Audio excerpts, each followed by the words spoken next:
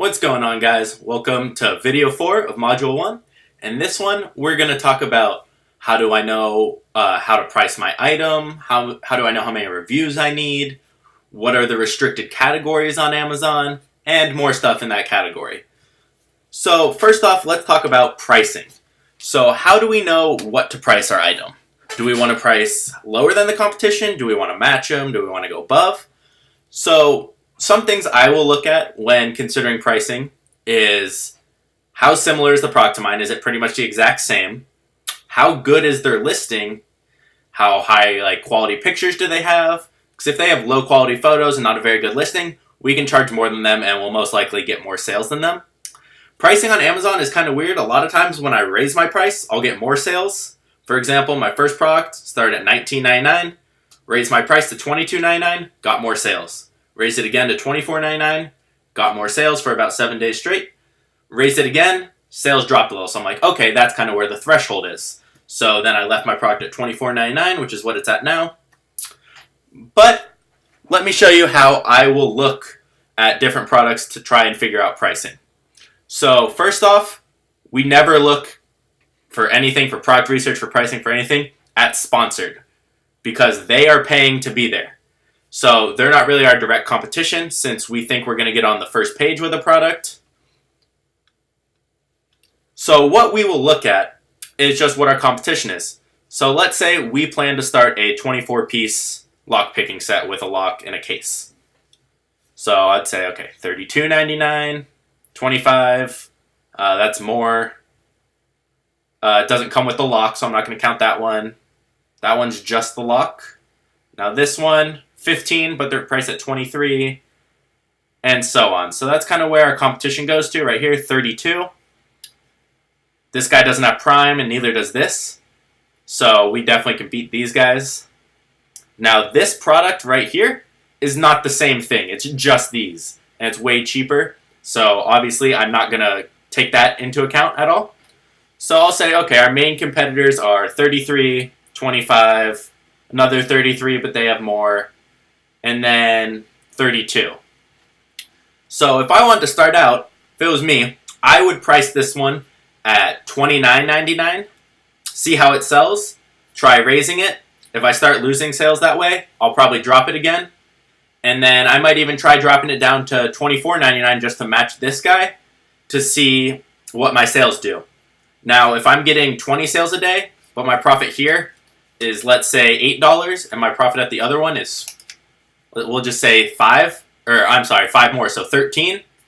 So I need to almost get double the sales at this price than I do with the other one for it to be worth it. So it's whatever makes us the most per day. So I'd probably come in $29.99, feeling pretty confident. This guy has a very good listing. He has an ebook with his, which we won't offer. So let's go inside and see how I rank people's listings. So first thing I'll look at is pictures. Okay, I lied. His listing's not good. He has one picture. It shows everything, but that's not good. You want 5 or 6 pictures. You want images of the product being used, maybe a person using it, different angles of the product. So let's see what else. How is his title? His title's pretty bad, to be honest. Premium being his first word.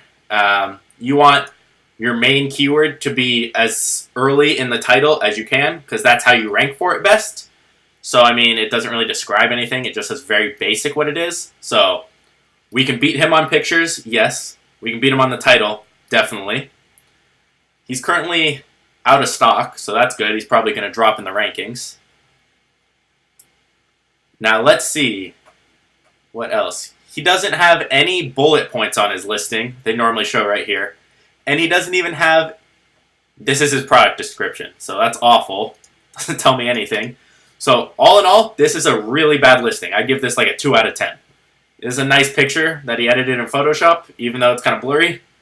But pretty bad listing. The only thing is he's selling the ebook, so it might be a little difficult, but his listing's bad. So let's look at another one of our competitions. Again, he only has 5 reviews and doesn't have good reviews. So I think we could beat that listing for sure, especially if we're priced cheaper. Now this guy has a good listing. Good product, pictures. He has good pictures. Shows it in use, shows people using it. This is exactly what I want to see. High quality.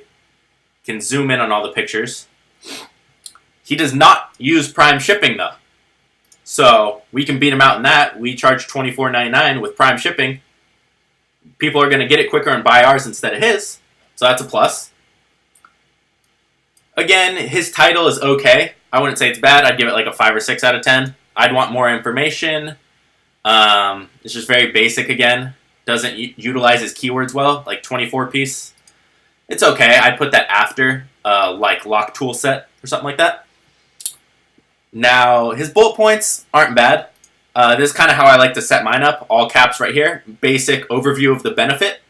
Okay, superior design, extra duty strength, easy to learn, great value, 100% money back guarantee. Which, I mean, you can put this if you're selling on Amazon, because Amazon does that anyway. So I'll put that in all my listings. But his bullet points are good. I think his bullet points I give like an 8 or 9 out of 10. This is kind of like what I want to see. A sentence or two of why that benefit is good for the product. So, superior design. Why is it a superior design? Our handles have been crafted to prevent slippage and discomfort. Okay, tells me that. So, these are good bullet points. This is a good example to use for what you want to do for your bullet points and kind of how I would set them up.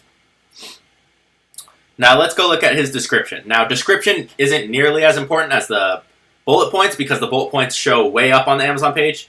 Someone has to scroll down a lot to see the description, which most people don't do unless they're really interested in doing a lot of research on it. But I kind of like to show...